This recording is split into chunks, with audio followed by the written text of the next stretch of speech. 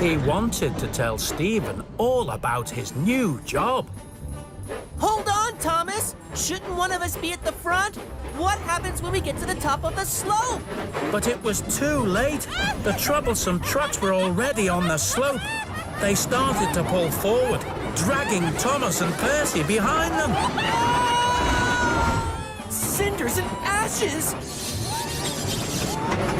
The troublesome trucks were too heavy to stop.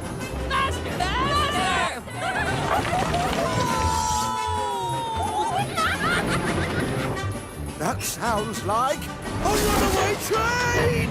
There was only one way to go.